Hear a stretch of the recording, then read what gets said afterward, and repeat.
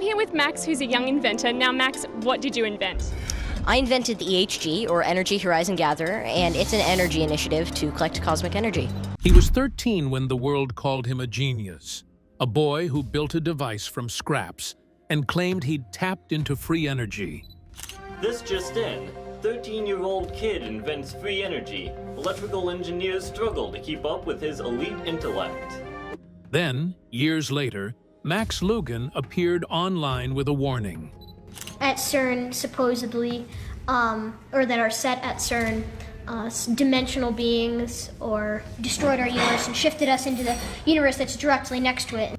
He said CERN had destroyed our universe and replaced it with another. Scientists called him delusional. The internet called him prophetic. Somewhere between quantum theory and madness, his story raises one question. What if he wasn't wrong? There's a swirl of mystery surrounding this 13-year-old genius, starting with his name. The internet still can't decide who he really is. Some call him Max Loughan, others swear it's Max Loughan, and then there's an entirely different story about a boy named Max Sidorov. Yet all three names share the same legend, a gifted child who warned the world about CERN and the danger of breaking reality. The correct name is Max Loughan. Max Loughan was born on November 14, 2002, in Incline Village, Nevada. The name Loughan stuck in certain circles because of how his viral videos spread across different platforms, with people mishearing or misspelling his surname. But Max Sidorov is something else entirely. According to recent viral content, Max Sidorov is presented as a 13-year-old genius who supposedly built a nuclear fusion reactor and made claims about CERN opening interdimensional portals. The problem is that Max Sidorov appears to be fictional, or at the very least, a case of mistaken identity mixed with internet folklore. The real person is Max Loughan, and the Sidorov name likely came from people confusing different stories or deliberately creating fake narratives for clicks. Max Loughan grew up in Nevada with his parents and younger brother. From an early age, he showed an unusual interest in science and physics. He wasn't just curious, he was obsessed. While other kids his age played video games or sports, Max spent hours reading about Nikola Tesla, quantum mechanics, and electromagnetic fields. His parents encouraged this interest and gave him the freedom to experiment and build things around the house. In 2016, when he was 13, Max built something that got him noticed. Using items from around his home, including a coffee can, copper wire, coils, and a spoon, he created what he called an energy harvesting device. The device was actually a type of crystal radio, something that had been around for over a century. Crystal radios work by capturing electromagnetic energy from radio waves in the air and converting it into sound or small amounts of electrical energy. Tesla had explored similar principles in the early 1900s. Max claimed his device could harvest free energy from the atmosphere and potentially power homes without any conventional energy source. He called himself a theoretical physicist, even though he was still in middle school. Local news stations in Nevada picked up the story and interviewed him. The interviews showed a confident and articulate teenager who talked about energy, Tesla, and changing the world. He said he knew from day one on this planet that he was put here for a reason. The free energy device got attention, but it was his theory about CERN that made him go viral. What was so compelling about that theory? Let's dig in. The CERN theory. Max Loughan's theory about CERN literally made people question what they actually believed to be the reality. According to Max, the Large Hadron Collider, LHC, at CERN had performed experiments so powerful that they literally destroyed our original universe. He claimed that when CERN conducted particle collisions at incredibly high energy levels, something went catastrophically wrong. Beyond smashing particles together, the collision ripped a hole in reality. His theory stated that humanity didn't die when this happened. Instead, we shifted. We moved into a parallel universe that existed right next to ours. This new universe was almost identical to the one we came from, but not quite. Small details were different. Minor things had changed, and most people didn't notice because the shift was so subtle. We woke up one day in a slightly different version of reality, and our brains just accepted it as normal. Max explained this using the concept of infinite parallel universes. He said that there are countless versions of reality existing simultaneously, each one slightly different from the others. In some universes, major historical events played out differently. In others, the changes were tiny. A brand name spelled differently. A movie quote said with different words. A celebrity dying at a different time. According to Max, these parallel universes were constantly being created, and CERN's experiments had punched through the barrier between them. The evidence Max pointed to was the Mandela effect. This phenomenon got its name from a specific false memory that thousands of people shared. Many people remembered Nelson Mandela dying in a South African prison during the 1980s. They remembered news coverage of his death. They remembered his funeral. Some even claimed to remember his widow giving speeches about his legacy. But Nelson Mandela didn't die in prison. He was released in 1990, became South Africa's president in 1994, and lived until 2013. The fact that so many people shared this exact same false memory seemed strange. How could thousands of people independently remember the same event that never happened? Max argued that these people weren't wrong. They were remembering correctly. They just weren't remembering this universe. They were remembering the original universe where Mandela actually did die in prison. When CERN shifted us into this parallel reality, our memories came with us, but some details didn't match up anymore.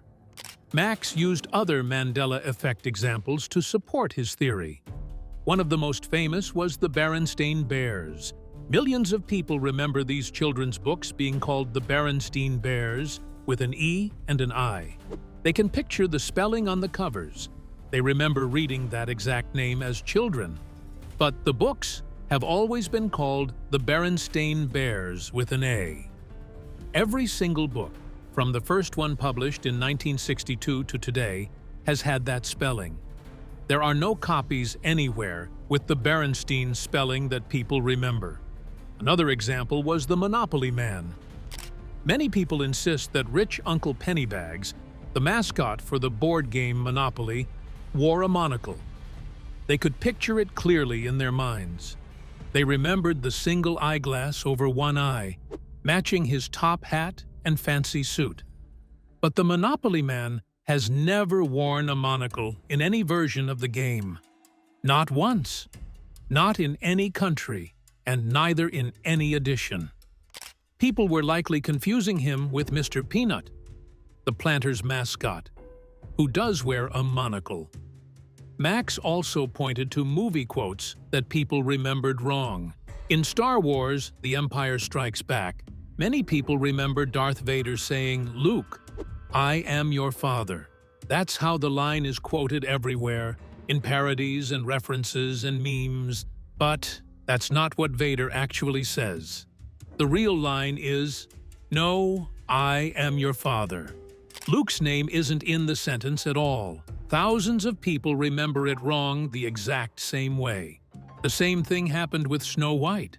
People remember the evil queen saying, "Mirror, mirror on the wall, who's the fairest of them all?" That's the version everyone knows. Except in the actual Disney film, the queen says, "Magic mirror on the wall, who is the fairest one of all?"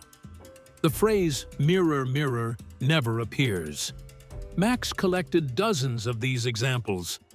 The Kit Kat logo apparently never had a dash between Kit and Kat, even though many people remember one. Curious George never had a tail. despite countless people remembering him with one. The fruit of the Loughan logo never featured a cornucopia, though many people can picture it clearly. Jiffy peanut butter doesn't exist. The brand is called Jif. Looney Tunes was never spelled Looney Tunes. For Max, all of these shared false memories pointed to one explanation. These weren't mistakes. They were memories from the original universe that didn't match the current one. When CERN destroyed our reality and shifted us into this parallel version, most things stayed the same, but certain details changed. Our brains held on to the memories from before, creating the disconnect between what we remember and what actually exists now. Max's video explaining this theory went viral almost immediately. It spread across YouTube, Facebook, Twitter, and every conspiracy theory forum on the internet. Within weeks, millions of people had watched it. The comments sections exploded with people sharing their own Mandela effect experiences. Some said they remembered other historical events differently. Others insisted they remembered geography being different, with countries in slightly different positions or having different shapes. The theory resonated with people because it actually gave an explanation for something genuinely weird. The Mandela effect is real. Large groups of people do share identical false memories that don't match reality. Psychologists have studied it and offered explanations involving how human memory works, how the brain fills in gaps, and how suggestions can alter what we think we remember. But those explanations feel boring compared to the idea that we've shifted into another dimension. Yet, it wasn't just his intelligence that captured the world's attention. It was something deeper, something in the video that no one could quite explain. Max's father played a significant role in promoting the theory. While many parents might have told their teenage son to focus on schoolwork instead of conspiracy theories, Max's father supported him. He appeared in some videos discussing the CERN theory alongside Max. He helped spread the videos across social media platforms and encouraged Max to keep talking about it. Some people saw this as a father supporting his intelligent son's curiosity. Others worried that an adult was validating and amplifying pseudoscience that a teenager had put together. The father's involvement made the whole thing bigger than it might have been otherwise. When a 13-year-old posts a theory video, people might watch and move on. But when the kid's parent is backing him up and helping promote it, it adds a layer of credibility in some people's eyes. It made the theory seem more serious, like this was a family of free thinkers who weren't afraid to challenge mainstream science. Max presented his theory with confidence that was unusual for someone his age. He didn't hesitate or second-guess himself. He spoke like someone who had figured out a fundamental truth that everyone else had missed. He used scientific terms and referenced quantum mechanics, parallel universes, and dimensional theory. To people without a strong science background, it sounded legitimate. He seemed smart, and smart people know things, so maybe he was onto something.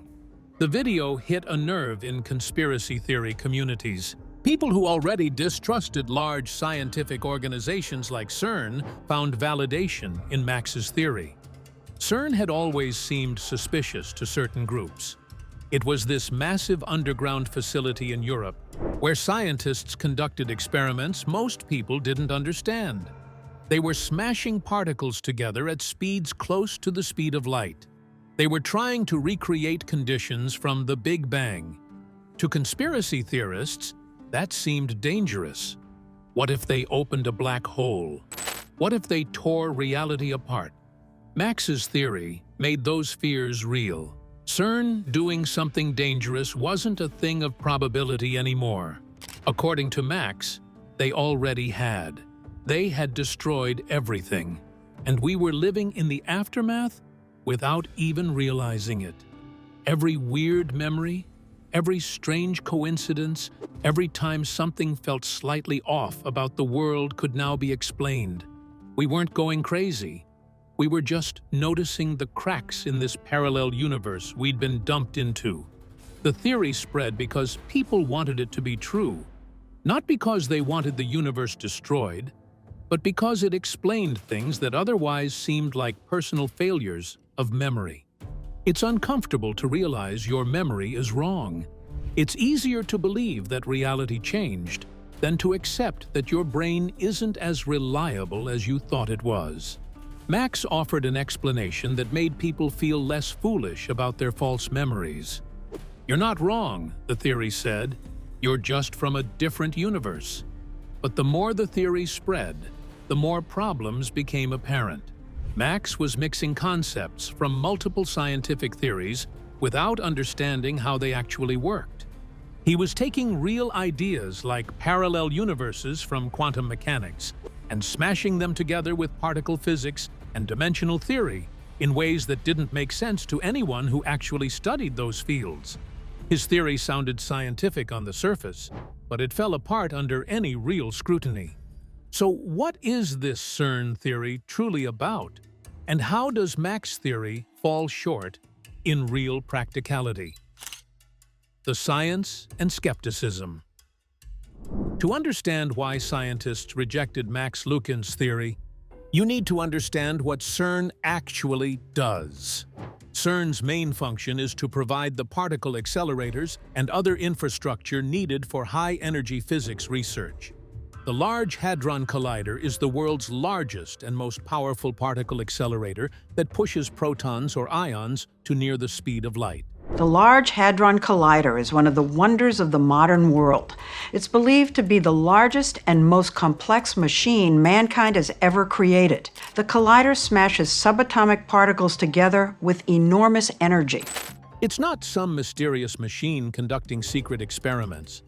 It's a research facility where thousands of scientists from around the world study the fundamental building blocks of matter. The LHC consists of a 27-kilometer ring of superconducting magnets with accelerating structures to boost the energy of particles along the way. This ring sits underground beneath the border of France and Switzerland.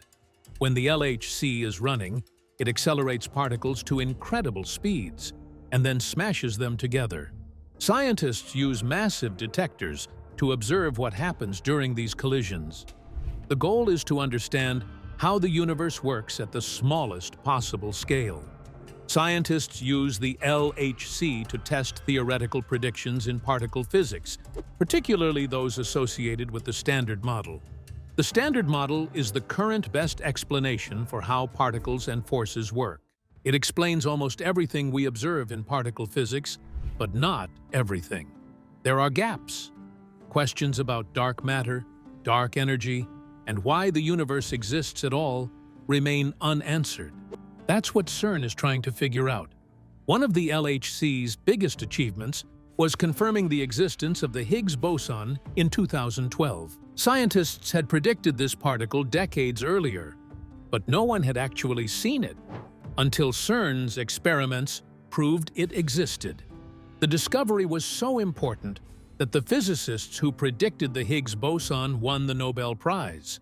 This is real science with real results that other scientists can verify and test. For part of each year, the LHC provides collisions between lead ions, recreating conditions similar to those just after the Big Bang. When heavy ions collide at high energies, they create a state of matter called quark-gluon plasma. This plasma existed in the first microseconds after the Big Bang, before protons and neutrons formed. By recreating these conditions, scientists can study how matter itself came into being. It's not dangerous. It's basic research into the history of the universe. None of this involves destroying universes or opening portals to other dimensions. The energies involved in LHC collisions are high by human standards, but they're tiny compared to what happens naturally in space. Cosmic rays hit Earth's atmosphere every single day, with far more energy than anything the LHC produces. These cosmic ray collisions have been happening for billions of years. If particle collisions could destroy reality, or shift us into parallel universes. Cosmic rays would have done it long before humans built the LHC. Scientists pointed this out when Max's theory went viral. The criticism wasn't personal. It was about the facts. Max was claiming that particle collisions at CERN did something that natural particle collisions happening constantly throughout the universe somehow don't do. There was no mechanism for why CERN's collisions would be different. There was no explanation for how a collision could destroy a universe, but leave everyone alive. There was no evidence that any of this had actually happened. The scientific community's response was mixed between concern and frustration. Some physicists saw a bright kid who had gotten interested in science but was being led down the wrong path. They worried that Max's intelligence was being channeled toward pseudoscience instead of actual physics. He clearly had curiosity and the ability to communicate complex ideas, but those skills were being wasted on theories that didn't hold up to scrutiny. Other scientists were more blunt. They pointed out that Max was mixing concepts from different areas of physics without understanding any of them properly. He was taking bits and pieces from quantum mechanics, cosmology, and particle physics and jamming them together in ways that didn't make sense. It's like someone reading the first chapter of 5 different textbooks and then claiming they've discovered something all the experts missed. That's not how science works. The problem with Max's theory was that it sounded scientific without being scientific. He used real terms like quantum mechanics, parallel universes, and dimensional theory. He referenced real phenomena like the Mandela effect. But understanding the words doesn't mean understanding the science behind them. You can read a Wikipedia article about quantum mechanics and learn the vocabulary, but that doesn't make you a quantum physicist. This is a common problem with viral pseudoscience. It uses scientific language to give itself credibility, but the actual content doesn't follow scientific principles. Max talked about parallel universes, which are a legitimate concept in some interpretations of quantum mechanics. But in actual physics, parallel universes aren't different realities you can shift between. They're mathematical descriptions of quantum states. They don't have slightly different brand names or movie quotes. The many worlds interpretation of quantum mechanics does suggest that every quantum event creates branching realities, but these branches don't interact. You can't shift from one to another. There's no mechanism for that in the actual theory. Max was taking the pop culture version of parallel universes from science fiction and treating it as real physics.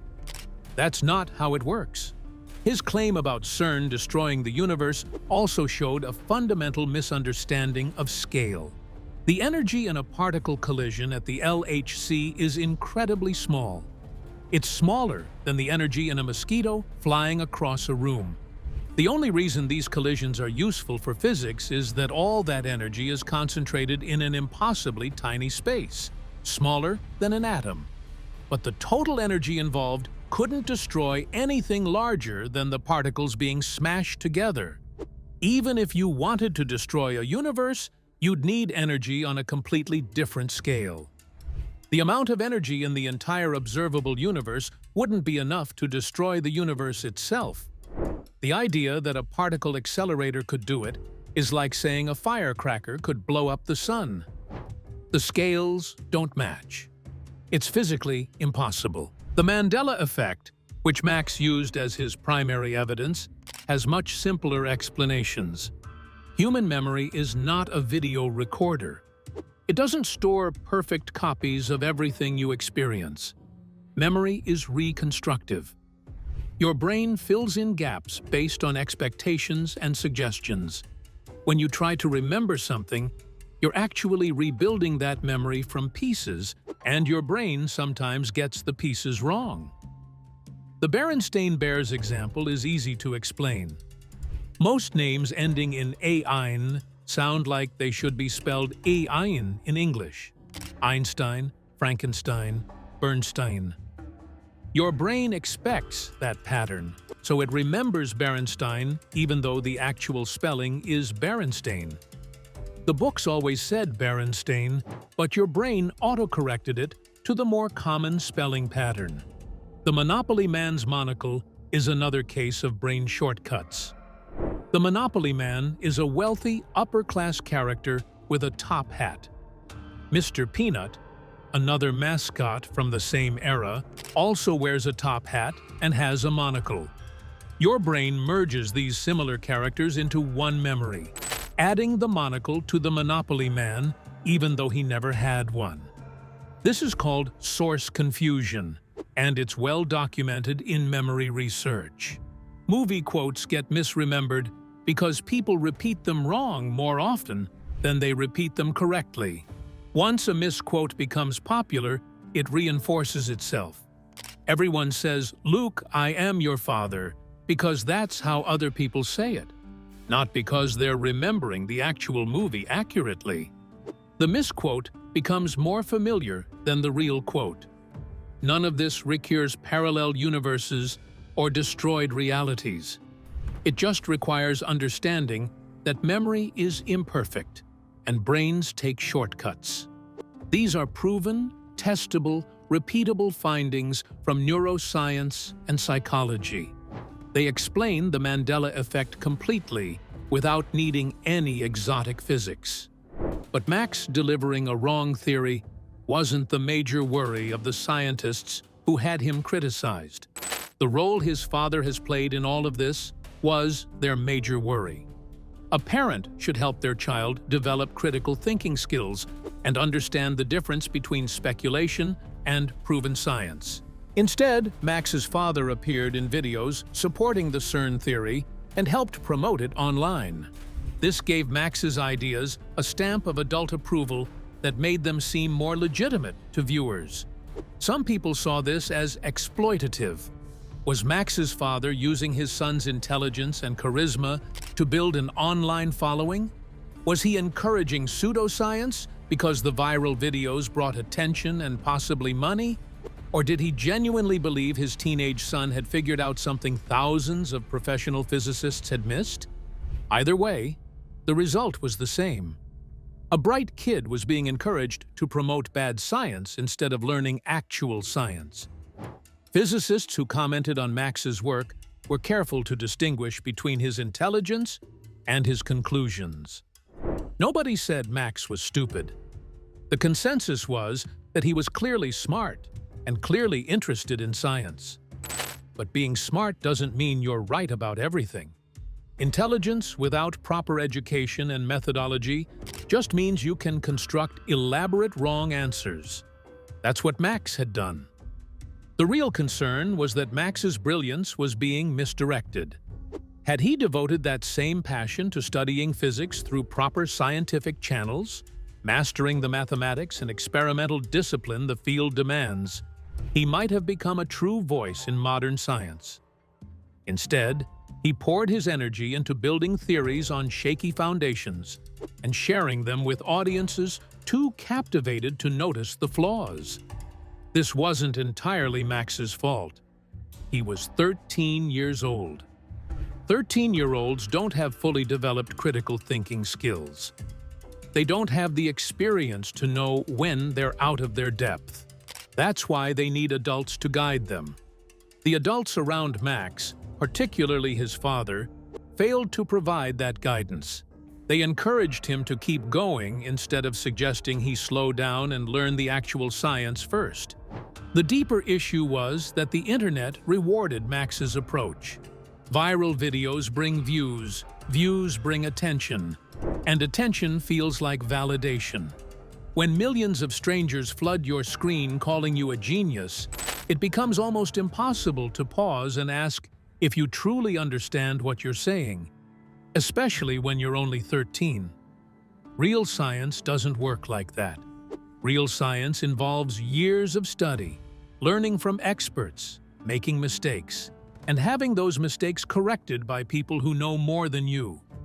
It involves submitting your work to peer review, where other scientists tear it apart looking for errors. It involves accepting when you're wrong and changing your mind based on evidence. Max never went through any of that process. He just posted videos, and people believed him because he sounded confident. Regardless, he did leave a mark that made people recognize him as the smartest kid to have ever lived. But where is he today? What's the update regarding the free diode device he had invented? Where is Max Loughan now? Max Loughan didn't vanish, nor was he silenced by any shadowy agency. In reality, a video from his school, Tahoe Expedition Academy, shows him giving his senior presentation in 2021. He graduated high school like any other teenager and simply moved on with his life. The wild claims of abduction or secret government plots were nothing more than internet fiction stacked on top of the original CERN conspiracy. I'm 12 years old. I live in Incline Village, Nevada, where I homeschool. This is my first year homeschooling, and I'm really enjoying it. I'm even getting to take a few online college courses for MIT. Max has been taking online courses at MIT. He and his twin brother Jack have been working on turning Loughan Labs into a hub for new technologies. He's focused on energy solutions for the billion-plus people on the planet who don't have access to electricity. That's a legitimate goal and a real problem worth solving. It's the kind of work a smart person interested in energy should be doing. What happened was simple. Max was a bright kid who got interested in science but jumped to conclusions before understanding the basics. He built something that sounded impressive, but was actually just a basic crystal radio that's been around for over a century. He came up with a theory about CERN that mixed together concepts he didn't fully understand. The theory went viral because it was exciting and mysterious, not because it was true. Then Max grew up, graduated, and moved on to other things. There's no evidence that his free energy device ever worked the way he claimed. No working prototype was ever demonstrated publicly that could power homes or change the world's energy infrastructure. If such a device existed and actually worked, it would be everywhere by now. The fact that it's not tells you everything you need to know. Max likely realized this himself as he learned more actual physics and engineering. CERN continued operating the Large Hadron Collider and conducting legitimate physics research. Scientists there have made real discoveries that advance our understanding of the universe. None of those discoveries involve destroying reality or shifting dimensions. The work is careful, methodical, and peer-reviewed. It's real science, not viral speculation. We're still in the same universe we've always been in. The Mandela effect is explained by well-understood quirks of human memory, not by reality-altering particle collisions. Max's theory was creative. But creativity alone doesn't make something true. Science requires evidence, testing, and verification. Max's theory had none of those things. The saddest part is thinking about what Max could have accomplished if his talents had been guided properly from the start. If instead of being encouraged to post viral videos about pseudoscience, he had been connected with actual physicists who could mentor him. If instead of building a following online, he had focused on building a foundation of real knowledge, he clearly had curiosity and the ability to communicate complex ideas. Those are valuable traits in science. They just needed to be paired with humility and proper education. Maybe that's what's happening now. Maybe taking courses at MIT and working on actual energy solutions means Max is finally getting the education he needed all along. Maybe he looks back at those viral videos with embarrassment, the way most people cringe at things they did as teenagers. Or maybe he still believes some of it. Either way, he was young and smart enough to raise questions about the world we all believed, and that there is a legacy never to be forgotten in the history of science. Max Loughan was a genius who misunderstood science and went viral for it. But where do you think he would be if things were done differently? Let's know your thoughts in the comments. Don't forget to like, share, and subscribe for more scientific dives. We'll see you in the next video.